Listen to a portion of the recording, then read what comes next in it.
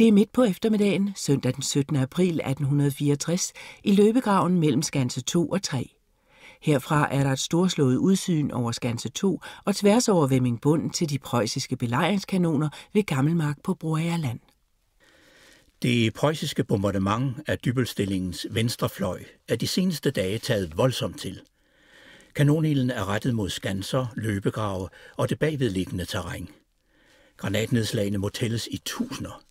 Hver en plet af terrænet bag skanserne må være blevet ramt. Skaderne på Skanse 2 er kraftige, og i nattetimerne arbejder mandskabet indædt på at udbedre jordskader. I nat har bombardementet været voldsommere end nogensinde før i dette frontafsnit. Mændene fra det 22. regiment, der har ligget i dækning i dette afsnit af stillingen, har kunne se, hvordan 3 12-pundskanoner fra et dansk batteri på alsiden bombarderede de preussiske stormanlæg med op mod 150 skud. På nattens sorte himmel kunne de flyvende, sorne og væsende granater med ilden fra brandrørene i en hale efter sig ses. De gik i en bue over mændene i skanser og løbegrave for så at slå ned i preussernes stormparalleller.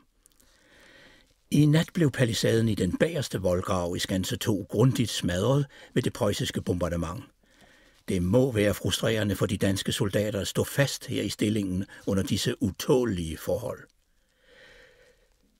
For et par timer siden blev blokhuset i Skanse 2 skudt i brand, så røgmasserne nu driver ud mod sydvest over Vemmingbund.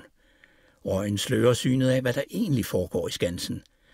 Branden i blokhuset har indimellem udløst detonationer fra hidtil ueksploderede granater, der tidligere er gået gennem tag eller vægge. Hvis ildebranden når et af krudtmagasinerne, vil det resultere i en alt ødelæggende eksplosion. En officer har netop oplyst, at det nu er lykkedes at redde krudtmagasinet. Det er også oplyst, at kun få kanoner i skansen på nuværende tidspunkt er brugbare.